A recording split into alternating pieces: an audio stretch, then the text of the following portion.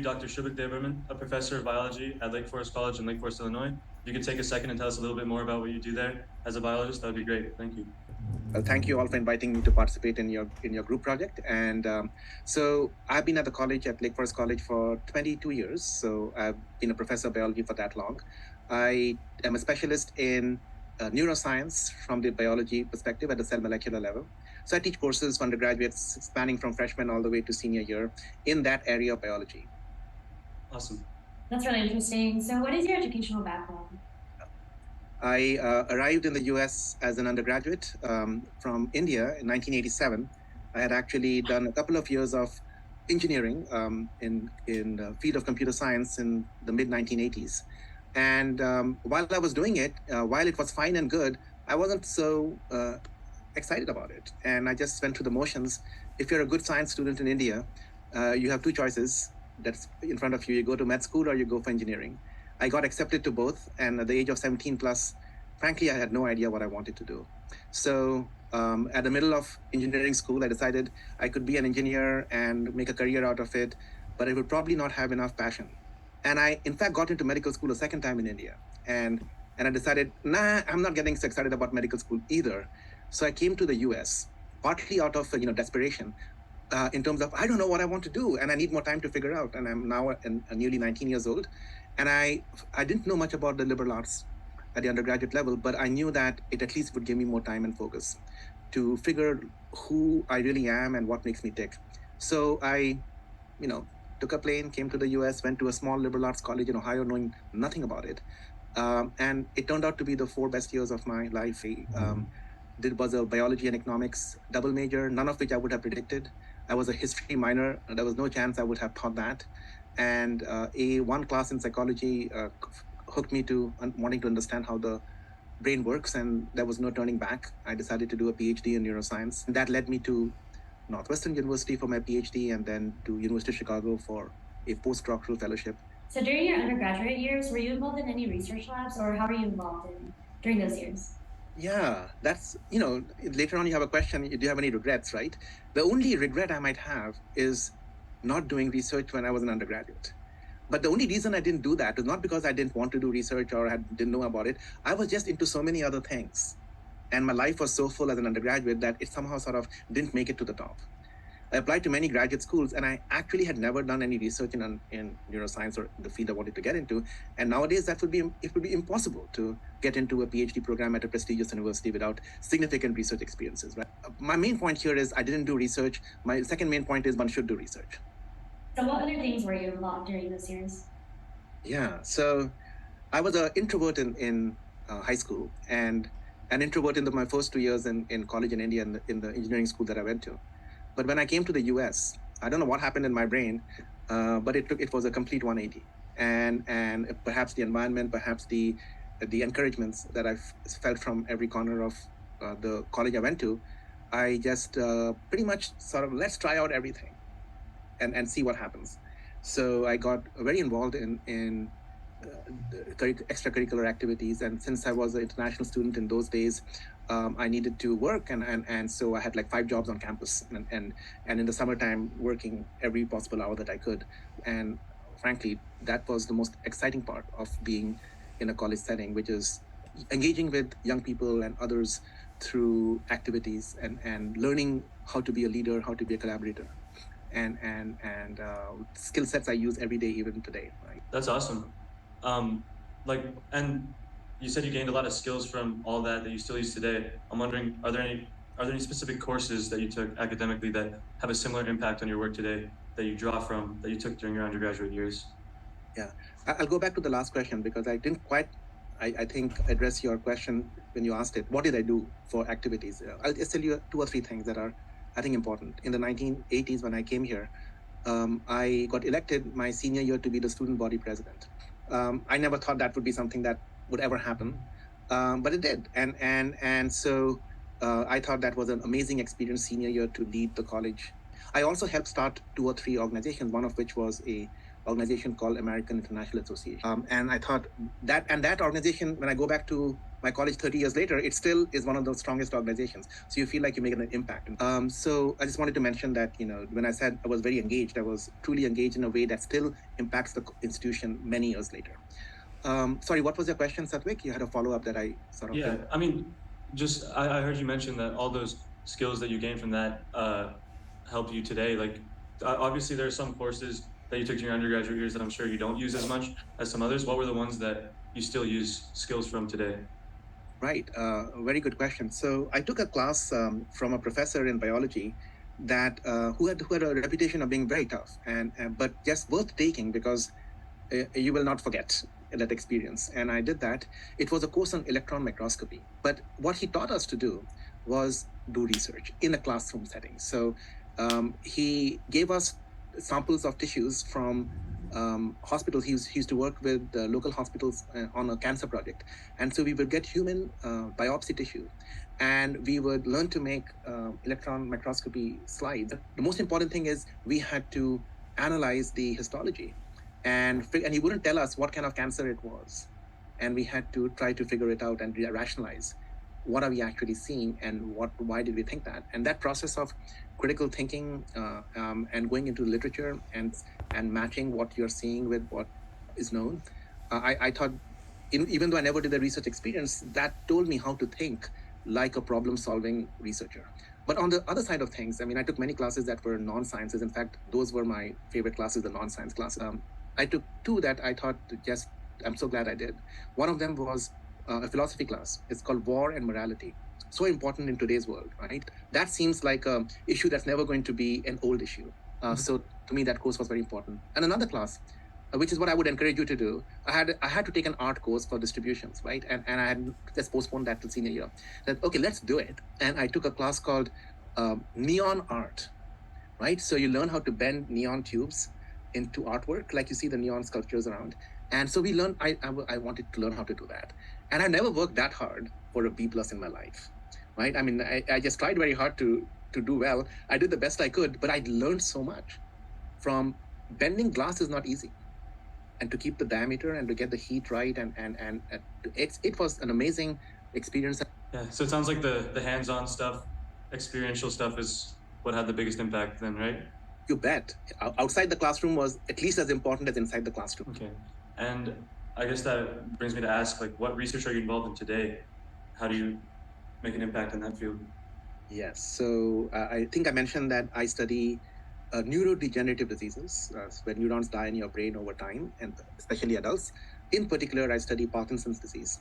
But I'm a molecular biologist. I study how specific proteins change their shapes, misfold, and clump up and cause neurons to die. And depending on where they die, you get very specific diseases. And Parkinson's is one of them. But what I do is I model these in a simple organism, budding yeast, which is the same kind of organism that helps you make bread and beer. And it's a very powerful single-celled fungi. And for 25 years, I've been addressing basic questions about protein misfolding and cell death using these simple yeast model system. And it's turned out to be very fruitful. And we've written a set of papers from our lab, all authored by undergraduates, that I think have helped us to understand Parkinson's better. Awesome. Yeah, I mean, that's impressive work. But what qualifications did you have to achieve to get a position like that, where you're doing this kind of work in a prestigious level? Let's say you want to one day be a college professor at a small liberal arts college as opposed to a big research university. What you would, of course, have to do is do research as an undergraduate. So you can, and that should motivate you to go for a PhD in the field that you want to specialize in. And then follow that up with a postdoctoral fellowship. Nowadays, it's very hard to get a undergraduate professorship at a small liberal arts college without a strong research background. So postdoctoral fellowship gives you more experience, maturity, independence. All of those are to your advantage if you then go and apply for jobs. But you can't actually get jobs in my kind of college if you don't have teaching experiences along the way. Even though research is the most of the time that you'll spend on the side to learn how to teach undergraduates in a lecture setting, lab setting, leading discussions. The more you do that, the more you are showing that you are not only interested in teaching undergraduates, that you have the skill sets and jobs to do that. So what does a typical day of work look like within your field? Yeah. Well, I love my work. And to me, work is playing. It's probably the wrong question to ask me because I really, enjoy it so much that I'm an early riser. I'm in my office by 7 o'clock latest in the morning. And I usually go home at about 5. So between 7 and 5, I would say maybe 1/3 of my time is on teaching, right? Actually being in classes or preparing for classes. Another 1/3 of my time is mentoring students doing research in my lab, and then the other third is spent in um, either advising students who career professional advising, academic advising, or doing the kind of thing that helps the college run, administrative work, because we all have to do committee work and service. So being a good citizen. And so I have 3 hats. I teach, I do research, mentor students in research, and I am a citizen doing community service for my college and for the larger community. Okay, so you mentioned that you find your work to be more as fun. So within your position, what do you think you find most rewarding? Right. So I think everything I do is directly or indirectly connected in the professional development of students like you, 18 to 22-year-olds. And so that theme probably gives me the most satisfaction, in some way impacting your intellectual and professional development. Something about that age group where if you think about it, our neurons are still maturing. The prefrontal cortex is not yet fully myelinated. That is true for all 5 of you. And that means there's a lot of opportunity to help you to learn how to make good judgments, to plan things. And so that age group is a really, to me, an attractive time in which to influence young people, especially if you're at crossroads. And I'm sure with all your work, you've had some big achievements. So within your career, what achievements have you found to be most influential? Achievements, right? I find that a strange word, right? I mean, achievements in whose eyes I feel I achieve every day, right? But if you're thinking about, acknowledgement from others in terms of achievement, it just happens to be that yesterday at the Society for Neuroscience meeting, the national meeting in Washington, D.C., I was there yesterday. And I was given an award yesterday. And that was unexpected and really nice because it was for Distinguished Mentor Award. And it was given by the Faculty for Undergraduate Neuroscience, right? So my own peers, so neuroscientists at the undergraduate level, at the national level, chose to honor me for the work I did for mentoring. And this particular award is for mentoring at the undergraduate, graduate, and postdoctoral level, and even the beginning faculty. And the reason is that it's rewarding to me to be recognized that way is because that's kind of what I do every day. And for others to notice that and to say, yep, you can't help but feel like, yep, life has meaning every day, good meaning, but it's kind of nice for others to also feel like you're doing good work. Congratulations. So for 2 days, I think I'm on a little bit of a high, and then I'll forget about it and just keep on going. So that like mentoring those other students while you're doing that, obviously that field you're in, such as neuroscience and molecular biology, how has it changed when you entered it, or at least when you discovered it? Yeah. Well, in 1991, when I decided, let's go do a PhD in neuroscience, I felt there's so little we know. We are barely seeing the tip of the iceberg. I feel like we are still so little we know, because the more we know, the less we know, right? And there's so many new questions. But the great thing is, 30 years down the road, of course we know a lot more, but the layers of things that you want to figure out, if you think about, a 10 billion neurons, which is what your brain is made up of, making a trillion connections. And if any of you are planning to be, in the computation end of things, that's like the most brilliant computer ever created. And each of us has that. How does it all work, right? And at the end of the day, it's all pluses and minuses, the inhibition and excitation. But a trillion synapses to figure out that circuitry, and truly a remarkable goal to try to figure to understand. Wow. Yeah. It's a really good. Yeah, I say wow too, right? I mean, it's.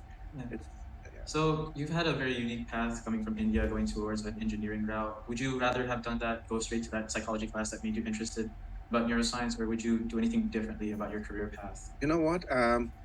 I think the only way life really works is things happen, and you can't go back and look at what would I do differently or how would that look like.